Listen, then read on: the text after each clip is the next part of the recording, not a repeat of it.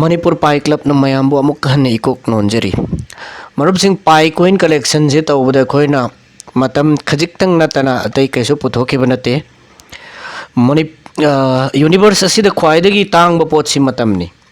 pi coin the मतम पीखिबा सिंगदि पाई coin लेरे पिहौदबा सिंगना पैसा पिरगा पाई लेबा ताबनि ngasi gi video sida cover tawjagadaba topic khara hana mangjona panjage PiCoin की latest update है Pi8 network है application द उगदब advertisement की मरमदनी PiCoin ममल वांगद्रिबसी सुमाइना दुम लेरद्रा वांगद्रबनी न माइनिंग द उले पसिरा कम मतम द वांगलकनी मसिदा खरक खन नैनसे अदुगा Binance, Coinbase, Kraken द लिस्टिंग तौबदगी तौदबगी मरम करिनो एक्सचेंज द लिस्टिंग तौदना पाई की ममल से सुम कारक पे आगद्रा मठंगी पाई को टीम की एम एंड ऑब्जेक्टिव से करिनो अपडेट पिरक्त्रिसिन कईगिनो मोहि तुमिन लेरिब जाला कई बहुत तौदब जाला मोहि जिबो पाई कोइन असी लिस्टिंग तौरबा एक्सचेंज सिंग द हपचलगा खरा लेरि योनबा तौरगना खोई पैसा से कमाइना तानगनी सी मतंग दसु खरा ताके अदे तालेबा पैसा दो को बैंक अकाउंट कमाइन विड्रॉ तौगनी PiCoin की वैल्यू से कयामुक यौन कारक पे आई वांगलबदा कयाम वांगना कारक पे आई मसिगी मरमदे खनन नैनसी अदगी क्रिप्टो एंड शेयर मार्केट हौजिक्सी जनरल ओइना प्राइसिंग से दम तौरी याम नेमी PiCoin नतबा अतै कोइन अखोई तुंगदा कानरकदबा कई लई कोइन खरा सु ममिंग पंजगे अदगी बंसा दाव वेस्टर्न मनीग्राम चेनलिंग मोय मयाम जिंग द पाई से हजिक याम लेसलिब मरम करी की रीजन मोय लेसलिसे अदगी पाई केवाईसी मोबाइल वेरिफिकेशन मैनेट स्टेप 9 अकाउंट रिकवरी ये कमाइन तौगनी हाबे मरम दा मयाम दा अदुसु खरा संदोकना ताकसगे अदगी ngasi डिटेल ओइना मखा ताद्रिंगी ममांगदा अखोगी चैनल सिदा हानगी वीडियो सिंगदा फजा फजब कमेंट खरा मयामना पिबिरमी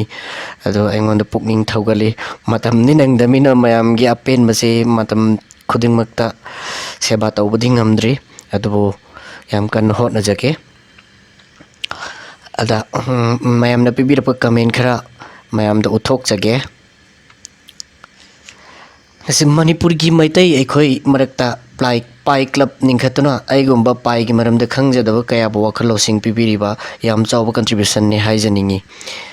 वहंग मतंग हंगे मागी पाई की पास फ्रेज से डायरी दे इरग थम्बसु कीबजानी अदु कमाइना थम्जिगे हंगी हाइदि डायरी से मीनु हुख्रगदी कैदौनी सिनी अदा अइना डायरी दो मीने हे हुरु कॉपी तौगिबमदा दि याम नाइ ओजा डायरी दे इब मतमदा अखोगी पास फ्रेज की मनिंग ममांग वही दो ओंथोकनरगी इरगा थम्बगुंबा दु मट्रिक अमा हापियो अदोदि इसा खक्तंग खंगहौरगा मखा ताना मी अतैददि हाइदोक्तबा अदगी असकुंबा नॉलेज कया पीबा वीडियो से अमुक तो फाउ थेंगनजद्री ngasi फाउदा हाइनिंगाई लेतना थागचरी याम थैंक यू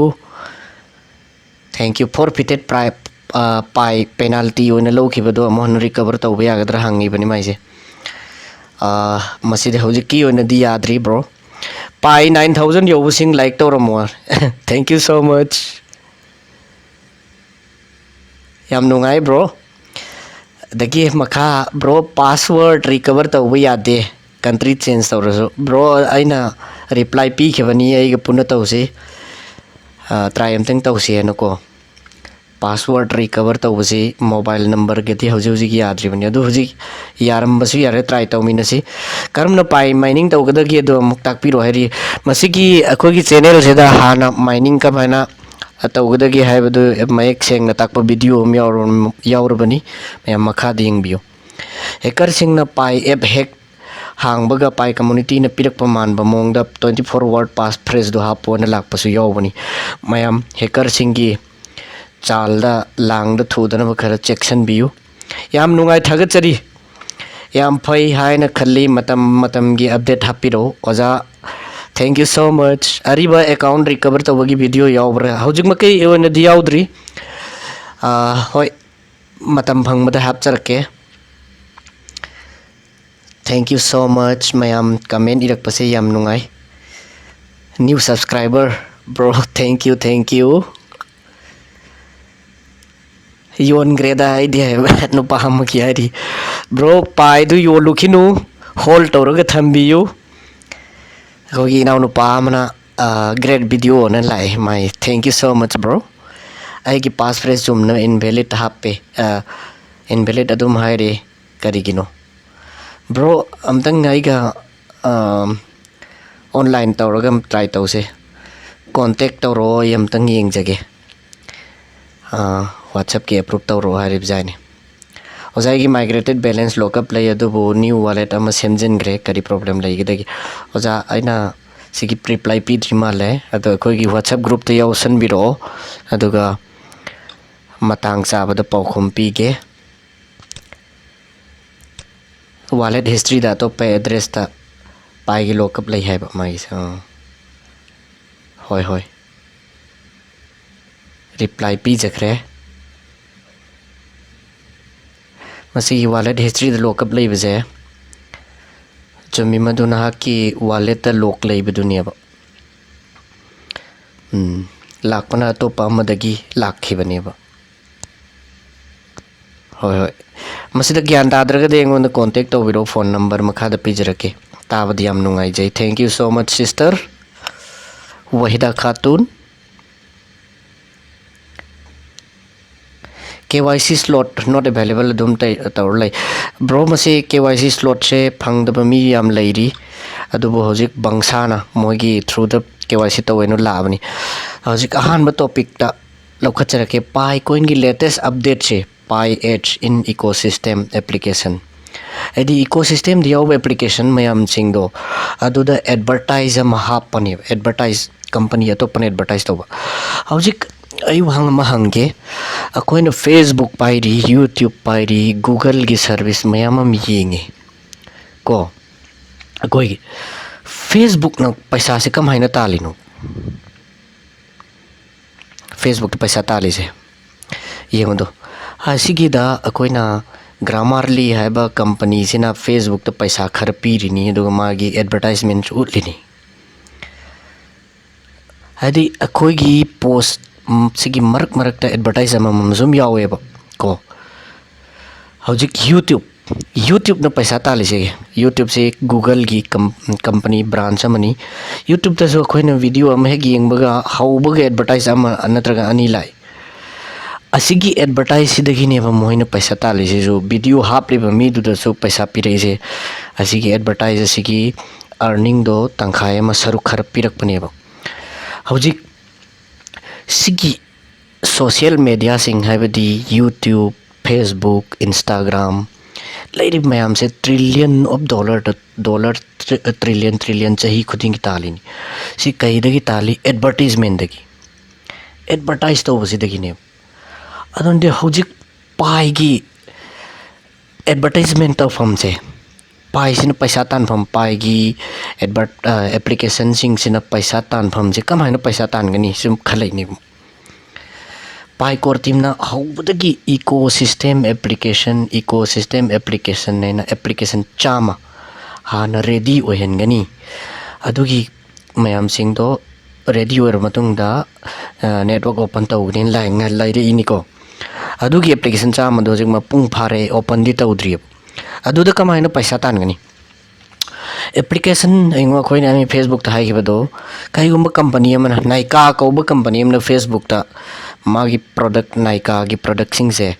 उठनिंगे न खलसे एग्जांपल होइना लुपा चामा पीरगा एडवर्टाइज उठलेब Facebook ता मी मयाम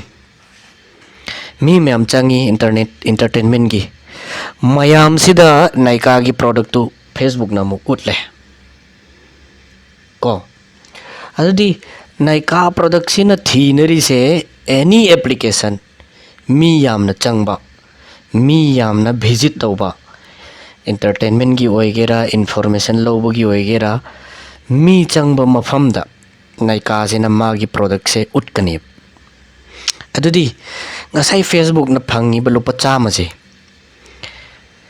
malpa chama phangi ba lupa chama se Facebook ta reel hapa mi da yung lupa marfu pithokre ꯃꯉꯣꯟꯗ ꯂꯨꯄꯥ 10 ꯂꯩꯍꯧꯔꯦ ꯇꯣꯡꯉꯦꯀꯣ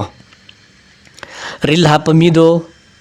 क्वालिफाई तौहल्लगा 80 रुपीस पीरिनी माना लुपा 10 से प्रॉफिट होना थम्मिनी नायका ना फेसबुक ते एडवर्टाइज तौरसिन कईगी मी याम चंगे न तौरिनी सिफाव ज्ञान तारिको हौजिक नायका सिना मुखल्ले मी चंगभम से फेसबुक सिना तबा अतोप एप्लीकेशन जो लेब्रा सुम थिने इंस्टाग्राम लेरी यूट्यूब लेरी सिदा सु तौना असेंगबा आदि रियल लोइबा वेरीफाई तौरबा मी चंगभम दी कायदा लय अमुक थिनरकने अदुदि वेरीफाई तौरबा मी चंगभम एप्लीकेशन मी यामना ओपन तौबा ऐप दी करी लई हौजिक फौगिदी पाई गी ऐप सिंगसिने पाई से अखोइना चंगबदा अखोइ अकाउंट अनि चंगब्रो चंगदमनी अममम खक्ता वेरीफाई तौद्रा इसासे केवाईसी तौद्रा KYC तौरबा मी अमम खक्तंग चंग सिगुम्बा मफमदनि हेना नायकाना मागी पोचे उटनिंगनेबा ngसाइगी मी अमने अकाउंट मरी मंगा तरा सेमगा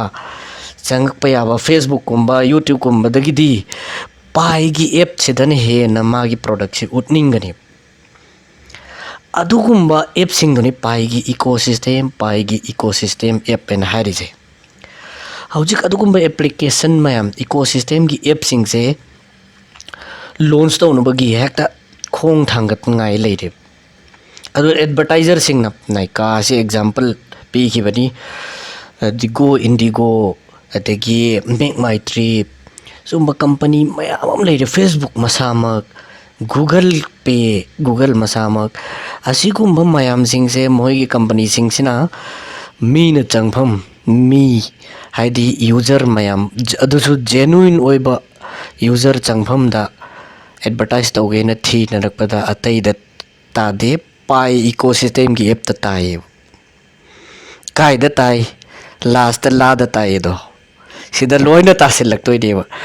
एडवर्टाइज तौदे या तौद खोत या द पोंते लोइनमक सिदा चंगतोयनी कई अखोगी पाईगी इकोसिस्टम की ऐप से सिददी जेन्युइन ओइबा मी खक्तंग लेबगिने अदे हुजिक पाई इकोसिस्टम की ऐप सिदा नायका न लुपा 100 पीरगा एडवर्टाइज तौबा याब्रा याते पाई न लौथोखरेबा इंडियन रुपी गुंबा US डॉलर गुंबा UK पाउंड गुंबा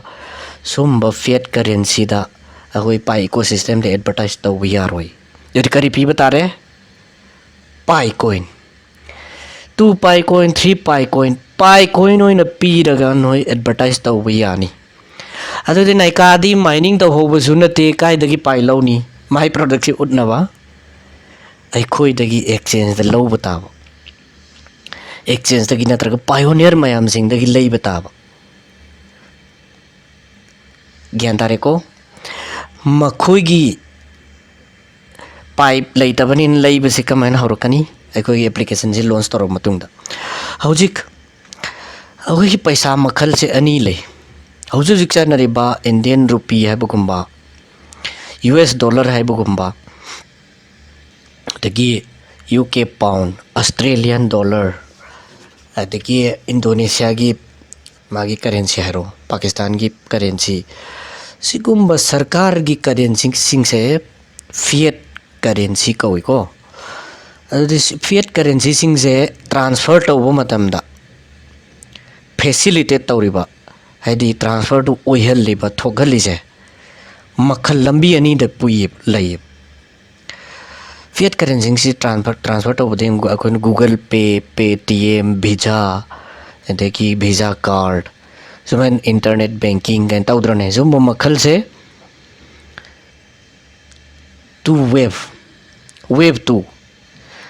टू की ट्रांजेक्शन सिंग कौवे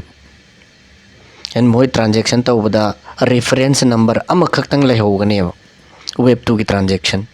अदुगी रेफरेंस नंबर दुखक सिजनरगा गूगल पे गुंबा वीजा गुंबा RU पे गुंबा सुंबसी सिजनरगा तौबा मखलगी ट्रांजेक्शन दो वेब 2 की ट्रांजेक्शन कौवे कनागुम मी हमने लुपा 100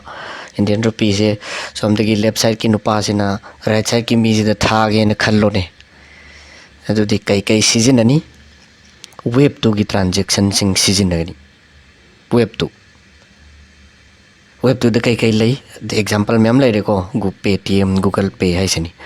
अदि खाना गुम सोंगी लेफ्ट साइड की नुपा से ना इंडियन रुपी नतबा यूएस डॉलर नतबा अखोगी कई से थानिंगे ने वेब 3 की करेंसी सिंह हाइबदी इथेरियम बिटकॉइन पाइकॉइन सुम मयाम सिंह से थानिंगे ने खलोने अदुदी कई सिजनगनी माना बंगसा हाइजे बंगसा सिने फैसिलिटेट तौने लाउथोखरेनी बंगसा सिजनरगा वेब 3 की बिटकॉइन की इथेरियम कॉइन अदगी पाइकॉइन ट्रॉन टॉन सुम मयाम से थादोइनी हाइबदी वेब 2 की पैसा मखल दगी वेब 3 द कन्वर्जन तौनंगी फैसिलिटी पीरिसे बंगसा न पीदोइनी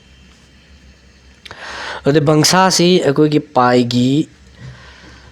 कोइन से मयामम थम्मगा मांगसाई बैंकिंग अमद सिजिनबगुमनी अदुगी पाइदो माना लैसल्लिनी हौजिक हौजिक पाइगी अनौबा पाई 8 नेटवर्क अमा लैखिको अदुगी 8 नेटवर्क तो अदुदा पाइगी एप्लीकेशन मयाम सिंह से लॉन्च तौरनी अदुगे एडवर्टाइज हाप यारनी एप्लीकेशन मपू सिंह से लोइनमक अर्निंग ओइ भी यारनी हाइग्रे हजि मागी रोड मैप सेम तंगी यिंगसिको रोड मैप त पाई note road map beta phase से हौरकपगी दुनी अदै मथंगी बेटा फेज 1 हौरकपगी मथंग द टेस्ट नेट एन लेरमी बेटा फेज से कम मतम दगी हौकी मार्च 14 2021 20 अदगी मथंग द टेस्ट नेट हाइबम लाई एनक्लोज मेन नेट हाइबम लाई अखोई न हजिक लेरिब स्टेज से एनक्लोज्ड मेन नेट कौए सी असेंबगी डिसेंबर 2021 दा हौखिबनी मथंग द लाकदो ओपन मेन नेट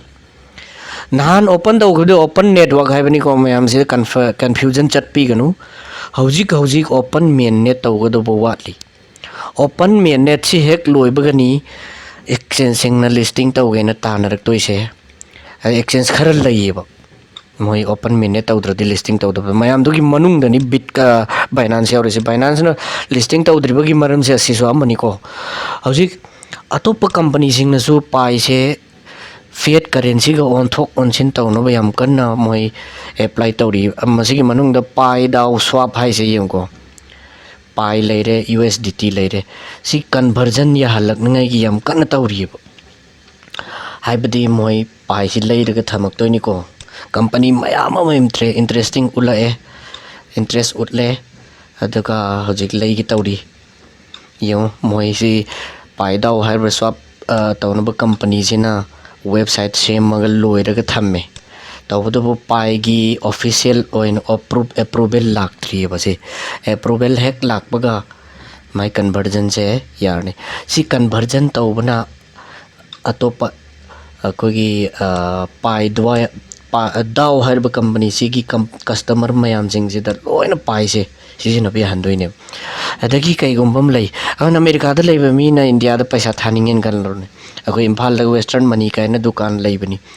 अदुदा हान यूएस डॉलर थारमेबा अदुगी महुता मोहन पाई ओइना लैसलगा पाई से लैनबा पाई से ओइना थानबा तौरी याम कन होनरी अदगी अनिसुबा टॉपिक ता पाई कोइन की ममल से वांगद्रिबसे सुमाइना दुम नेमना लैरगद्रा वांगला अरोइद्रा नत्र वांगलकदब ओइरगना कम गंदो वांगलकनी मतम कयम वाटली सिगी मतंगदा मुक खरदंग हाइजगे अदा नेमे प्राइस नेमे नि योनथोसिरा योनिंगबदी कनम यावदे को मणिपुर की पायोनियर सिंग से लोइन खांगगा लै हौजिक लैपाक पृथ्वी की लेपा खुदिंगमक सिदा ख्वाइदगी लेपा इना ख्वाइदगी लाइरब लेपा खर लैयेब अफ्रीका की लेपाक सिंग से मोइदी 0.74 पाई अमन फंगदी चाही अमगी मागी पैसा चाबा फंगदोइनी हमना pai amana $0.74 ka phangadi haure akhoi de ina khulle na khan ba kangbu duni ba makhoi gi kangbu sine ba gi yam yon thorai se yon thorak patar ga su ina khun le ba khara leiri ba buying sidi yango b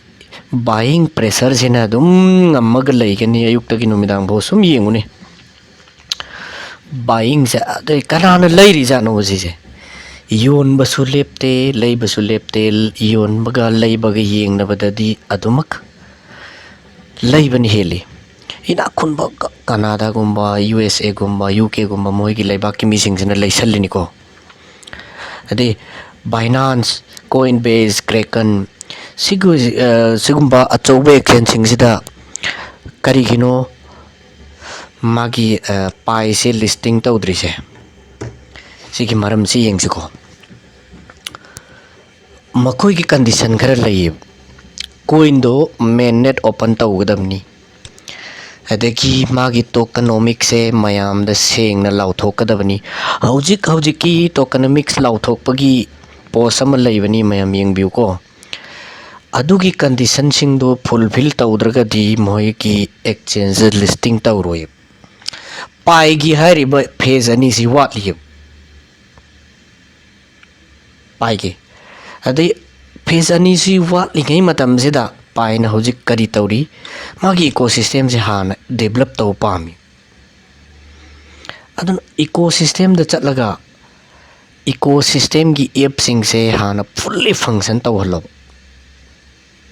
sini moin pami sigi matek si hanjin ba mali na ai kakthat ke adagi sida hing total coin supply se na handagi mi mem na complain am tor lak pani pai si lauthokte 100 billion ni har su kana na ka phangdoino core team ne ka phangdoino application semi ba mi jing jin ka yam phangdoino adugum basi kanam ta hana dagi lauthok tam ne ado aroibada lauthore en lae siyong managed migration roadmap si lauthorok pasina agogi positive khongthang ama market ta lakhi hojik su lakhini si nahan tagi exchange singna natragana pioneer akhang basingna chamam naraga lakpani sidi yengwai parke in discussing pi mainnet migration keep the following facts in mind first migration needs to occur for 1 million of pioneer ai sahi taruk pai se khomjil laba mi sing loi namaki migration ta udar de nungai roidna adugumba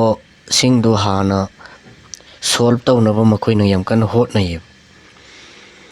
adaki road map sida point ani lei ahan mada migration ji lohen the queue da lei basing ji hana lohen mathang da gogi second migration se hauna bomuk hot na second migration se first migration loiraga haune di hai di adubu first migration ji di sungloi loi ban nai roi kai no da ngarang da nan da yorok pa mi sing di first migration tawdri adu moi amuk ngai ga dra ngai roi akak na pa matam ama moin di lau thora khini amuk so adi sigi matang si pau da loi ki basing do first migration ka wena adaki makha di ngo pi supply and allocation pi ki maximum supply se 100 token ni 100 billion token ni maximum supply hai basida engo 65% namana pioneer maya mining tawda phanghan doine chahi lising ma changbe ya cham ma changbe adugi matam gi manung sida 65% adi $65 billion pai se pioneer khoi gini 10 billion sina app development tawba foundation tawba adigi magi infrastructure pai gi office kai saba khot mayam sida 10 billion pai si sizina gane asi yolaga phangbo paisa do adagi amna 5 billion sina akoi liquidity purpose exchange singda adagi pai ga naknaraga collaboration tawba company singda extra oina thamna ba liquidity gi damak thamba adudo ina season 5 billion sina adagi lem horiba 20 billion se सिसिना core team की अखोगी founder दो की team the मी कुंथ्रा मंगा लई मोय कुंथ्रा मंगा गिनेबा कनाना कयम फंगदोनो दि मोय मनुंग द यानबम लेरंगनी को अदो इखोनी यंगबे यारोय अदि सिगी ब्लॉकचेन दा 65% अखोगी मेननेट पायोनियर सिंगिनी हायरेको माइग्रेशन तब मतम दसो 65% सिगी अदगी 5% 20% सिगी मयाम से लोइना अंक होटलगा ngसाइगी मागी फंगफम थोकपा पायोनियर दुकी बोनस सिंग दो पीगने मान माइनिंग तौबा सक्तो अदुदै पिथोक्तोइने सि लाउथोक्तबगी नि नहानदगी मी मयामना चममनब लई हेना पाइदा मराल सिरमी अदि हजूसिकी पाइगी कोर टीम से सिगी मनुंग द मोइसी करी तौरि जानो अदुम तुमिना लैसिनबा अपडेट न सुपी पिरक्तबा अपडेट खर पिरगदी मार्केट ता हेक्ट इफेक्ट हुई उद्रने मार्केट हेक्ट रन तौई खितंग काखटपगुम तौई अदो हौजिक फौददी पाइगी कोर टीम की तरफ तगी माइकैदगी अपडेट सुंग पीपीदी करी मनुंग द करी तौग्रेदो हौजि मोहि करी तौरी बंसागा कोलैबोरेशन तौरमे अदगी अखोइना सीजन टेलीग्राम का कोलैबोरेशन तौरमे टेलीग्राम दसु पाइ लैबि यारबनी को मैम खंगजिन बियो अदगी बंसागा टाउन यंगु चेन लिंक है कंपनी मगसु कोलैबोरेशन तौरमे दाउगा कोलैबोरेशन तौनबा अदि डिसेंट्रलाइज एक्सचेंज अमा लिंक खनबा याम कन होटनरी अदगी जिप्टो है कंपनी यूएस के रियल एस्टेट कंपनी अमगा कोलैबोरेशन तौरे मोजु वॉलेट सेमी सुंब मनुंगदा अखोइना खंगदबा मयाम अमा तौरी लाउथोक्तबगी वानी पाइगी कोर टीम से तुमिना लैते को मैम से खंगजनबियो अदि मोय अखोगी पाइ एप त थोरकप्रनि बंसागा टाइ अप तौरे नोय बंसागे थ्रू द केवाईसी लोइसनबे यारनी काइन लाउथोरमोय लाउथोखिदेबा मनुंगदा तौबनेब अदुमेना मनुंगदा तौबा यामना चावना अखोगी पाइकी फाउंडर सिंह से याम चावना पाइ माइ पाकनबा याम कन्न होटनरियबा सि मयाम जिना ताइनी अनु कंपनी सिंह मोगी वेबसाइट अखोइगा मोहिगा पाइगा खुदसमनरे अदगी कोलैबोरेशन तौरे चेन लिंक ता इंटीग्रेट तौरे इथेरियम की ब्लॉकचेन दा पाइ से इंटीग्रेट तौरे काइन इथेरियम गा फोबा तौखलाबनिको अदुदी मखा ताबदा येंगो पाइ कोइन से लिस्टिंग तौरबा एक्सचेंज सिंह दा हपचलगा नत्रगा खरा लैरगा पाइसे एक्सचेंज दगी लैरगा ट्रेडिंग तौदना नोंमगी पैसा खरा कमाइन तानगनी अखोइगी ग्रुप अमसु लै तोंगनबा पाइ ट्रेडर नको मैम यावनिंगगदी तोंगना मेसेज थाबिरो हापचनबिरके अदुदा पाइसी वांगबा खितंग काखलकपदि योनबा खितंग नेमबदा अमुक लैबा सुमैना नोंमगी अमुक अनिरक सम तौबको काखलकपा नेमबा हाइजे सुमैना चार्ट से येंगबदा येंगो सिदा सेमिसे कैंडल कौई ब्लू मचू सिनब हेक समाबा लैबा मसिंग न यामे प्राइस काखलाइनी खलिनी खंगिनी अदे असिगी लैबि योनबगी पाइसे अइखोगी बिटगेट यूएस डॉलर ओइना लैगनी यूएस डॉलर से सुम याम खलक्तोनी से लैनी योनब तौब खुदिंगी को अदुगी यूएस डॉलर से अइगी अकाउंट दी बैंक अकाउंट कमाइने विथड्रॉ तौगनी विथड्रॉ तौसे डायरेक्ट बिटगेट की इसागी बिट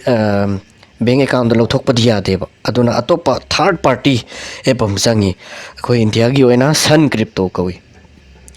सन क्रिप्टो की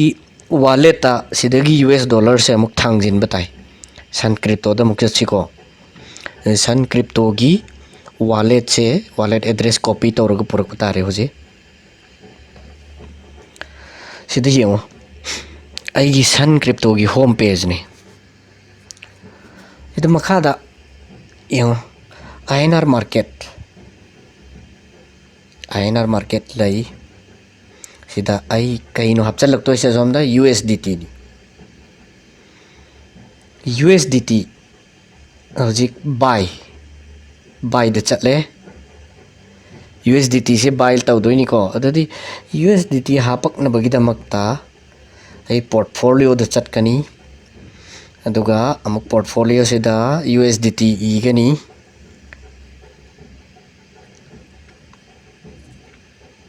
डिपॉजिट नमगनी एड्रेस होगे सी एड्रेस से कॉपी तौरगे चक्कनी कॉपी तौरनी सिदा मुकी यंग USDT से ERC20 BEP20 चैनल अममम लयेबको अदे से ERC20 गुम्बा BEP गुम्बा सोमदा खंद्रगदी सिदी और ओएबा सी मरी सिदा BEP20 है बगुम्बा अर्बिट्रम 20 है अर्बिट्रम है बगुम्बा से खलखरे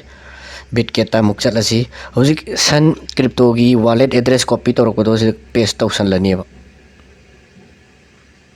पेस्ट तौसलनी दि वाटर विड्रॉवल नेटवर्क से हाइरे दो BEP20 असम यावखेना अदो से खलनी smart chain free अदगी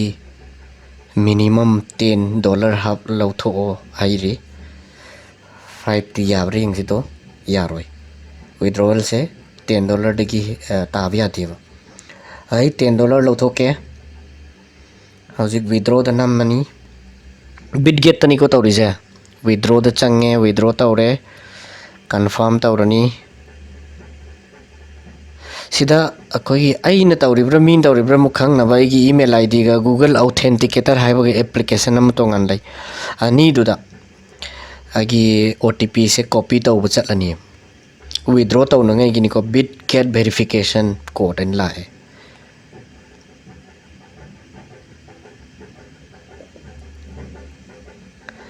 confirm withdrawal तौनबा इसी कोड से कॉपी तौरनी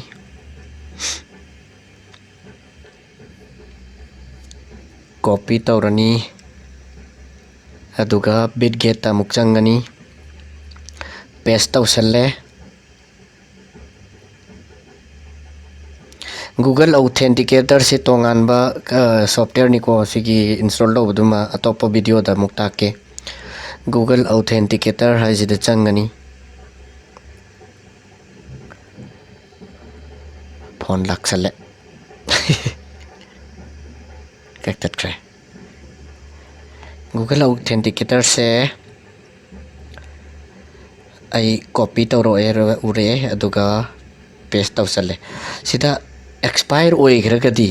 गूगल ऑथेंटिकेटर से यादबनी ना खुदक्ता कॉपी तौरोगे यामना थूना या सिदा पेस्ट तौरबा लाकदबनी स्क्रीन मम्मी से अदी गूगल ऑथेंटिकेटर से स्क्रीन रिकॉर्ड याहंदे गूगल ना अदुगिने अमुकसु एरर लाइरे अमुक ट्राई तौसी हाइदि कॉपी तौरपगा खुदक्ता सी बिटगेट लाकदमनेबा मसाई कोड तो अमु हापा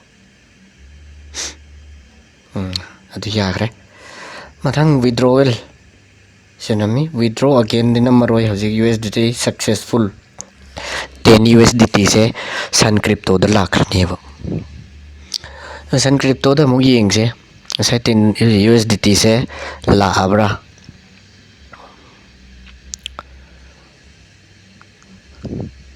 लाबरा येंगसेको पोर्टफोलियो से चंगनी लेरे USDT क्लिक तौरगे सर्च तौगनी लाबरा येंगदोइनिको हजिफोदी लाक्ट्री अदुबो रिफ्रेश तौर ngahekta ngaireni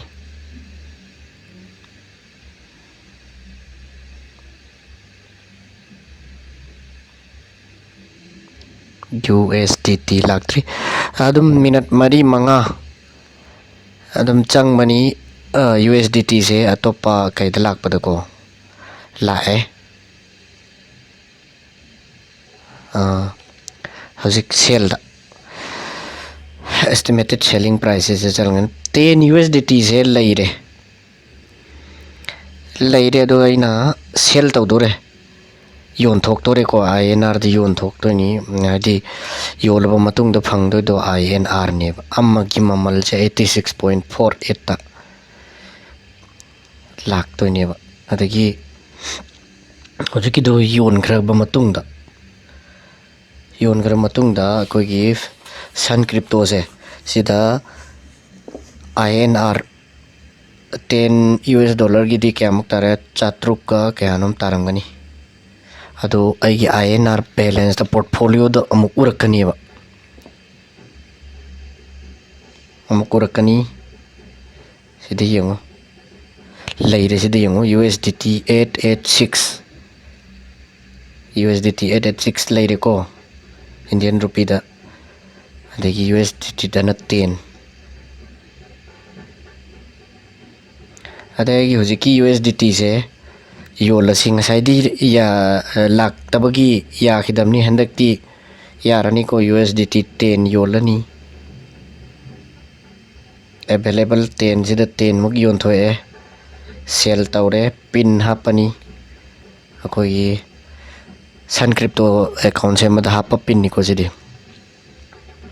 10 amuk hape 846 pay tawre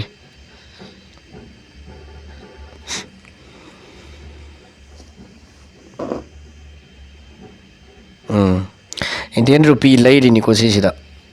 kai sell tawraga USDT sell tawraga leiri ni ada ngasai gi fee khara lowgadaba leibanina fee do konadre hari ni ko hujiki do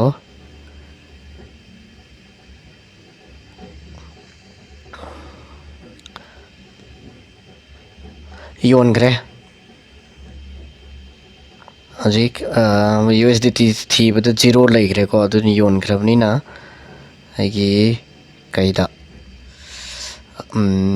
sida yang field tang trahumdoi April gi tang kun manga field aure USDT tara yole India gi paisa dana order histories dani uri India gi paisa dana kya lai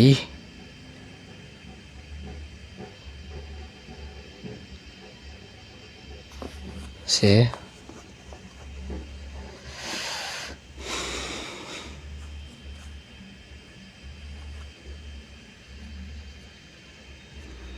makha tarakpada yengo Sun Crypto da makoi bank account da paisa lauthokse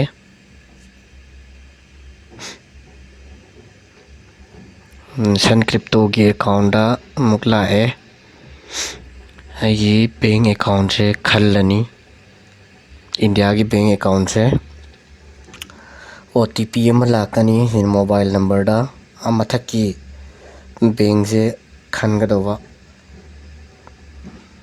HDFC Bank se account se khallani adagi get OTP laani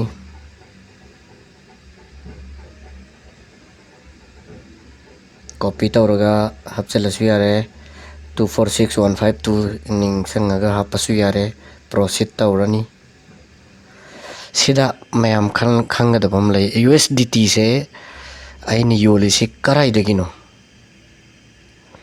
hadi kai dagi yoli no ham question income tax ka mari leina ba question am lakani adugi form do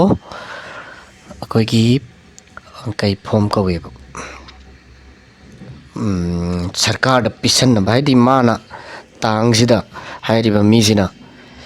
USDT se yon thokre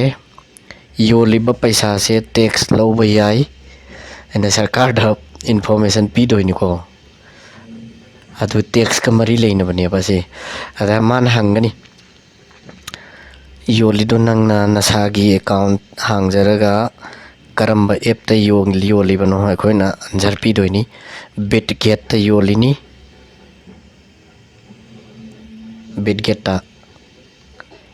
aigi isagi paisa na leijaba coin ni pai do ni haire yoli ni ko sida originator information haje adu kawi originator kai dagi haurakibano ada asengbagi de koina pai do mining tawraga phangibani ko leiba nate leiba natamni loinamak taxable loyeba loinamak taxable oiba se akoi sarkar da oi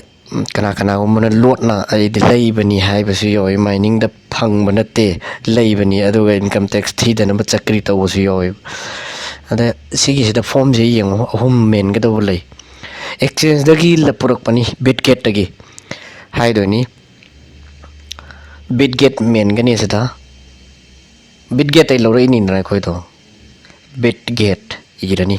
submit tawgani aduga makhada did the deposit come from an account that belongs hadi Bitget to isagi account dai lakpra mi atopadagi tharak prasineba adain yes and haide aduga si chakre asi chakraba matungda originator form se main ba loire ngahak tang lairaga moine approve tawraga bank account da dum la ena message lakani makhada pai coin ki value se kaya mu karak pa yabage kaya me हमने karak pa yabage hai se sigi maram na karino sida mu khanna nei na siko ai ngasai hai kare web 2 haibaga web 3 haibaga paisa makhal ani lai koi prithvi da chatnari se सरकार की fate currency सिंग से transaction तौबा अमदगी अमद पीबा मतमदा पिथोक पिसिन तौबा से अदुगी medium दो web 2 की medium ना वेब 2 की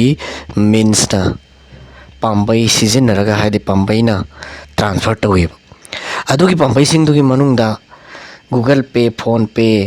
अदगी वीजा कार्ड आरयू पे सुम मयम सिंग से मनी अदुबु वेब 3 ददी aina mathak su hai kre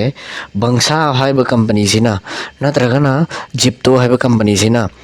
facilitate tawraga pambai se piraga mi amadagi amada coin se pai coin oigere ethereum oigera adagi ton oigera bitget ki coin oigera link ki coin oigera mayam se tha doini si thaduk thajin tawba company sing se se yaw se pai dau swap hanggadore western union पैसा थाबा company नी chain link है सिदे अतोपा पैसा थानबा company दि नते अदुबो मखोइना पाइसे लैसल लगा महोगी business operation दा नत्रगर महोगी ecosystem दे inject तौदोइनेबा money ग्राम है जिन पाइसे लैसल लगा मिंगोन the थादोक साजिन तौबदा सिजिन liquidity ओइना सिजिन दोइनेबा बंगसा है जिन होजिंग सर्विस लोकलेज बंगसा न केवाईसी का तौबिरेना वालेट जंगबदा मखोइनसु पाइसे लैसल लगा मोहगी सर्विस त सिजिनरक्तोइने MEXC है जिन एक्सचेंज से सो लिक्विडिटी थमनब लैसन दोनी सि मैम से यंगा पाइ सिना कोइन से अतई कोइन सिंग सिदि अमुक ngसाइगी इकोसिस्टम की कोइन अकोइ पाइगी समेनि याम न मजबूत होइना कल्लग लैतेबा अनर लोइना नोंमैना थोप कापथोगा थोम गाय रखिने आइजे पाइना कार्टून से सुम हप्सन बनी अदो असीमक थोकदब कुइद्रे तरेत सुब टॉपिक ता अकोइ ngसाइ हापखिबदु हौजि हौजि क्रिप्टो की शेयर मार्केट नत्रग नॉर्मल शेयर मार्केट है बॉम्बे स्टॉक एक्सचेंज है गुम्बा नेशनल स्टॉक एक्सचेंज NSE है गुम्बा अदगी वाशिंगटन की अमेरिका की वॉल स्ट्रीट की मार्केट सी मैम सिंग से डाउन ओइरिब लोइन क्रॉस चले मरम से कईगिनो सिनी ट्रम्प भाई बांगाव नुपासिना अकोगी पृथ्वी की लेबाक मैम सिंग से दा नोइना पोट पुसलक मतमदा अमेरिका दा पोट पुसलक पदा हाना टैक्स लौरम दबदो लोइन लौरने 20% 28% 30% लौरने लाउथोखरेबा इंडिया दसु मरुप ने हाइजे लगा 28% लौरे इंडिया मचा सिंग होय होय याम हराव ट्रम्प थैंक यू हारिन को हाना लौरम दबा नत्र खजिखक लौरम बदो हौजिक इंडिया दगी पोट पिसन बद 28% लौनी होय पोट के मतुंग इन ताबा हेंगत पखर बदु लैगनी जनरल लोइना 28% तारिफ लौगनी हाइग्रे अदुगी तारिफ लौनी हाइरिबजे ट्रम्प ना मागा अमेरिका का मरुप ओइबे लेबाक सिंग दैसु लोइना तारिफ से लोइना लौनी लाउथोरक पनेबा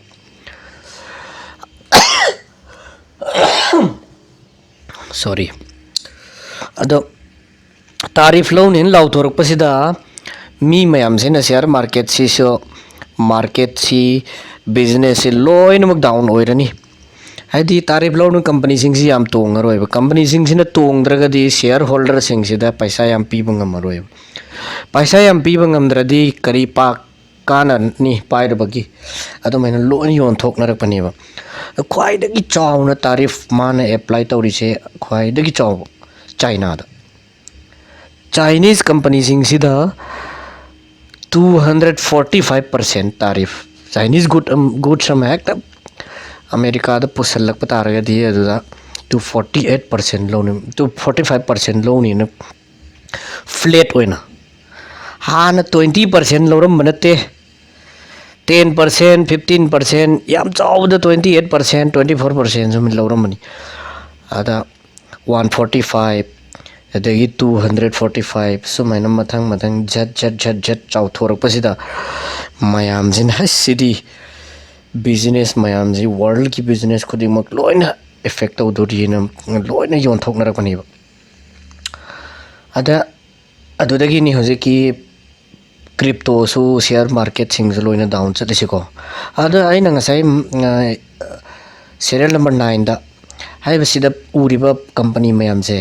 si mayam sing sina pai si karigino license laga thamnari je haibagi kayama haikibani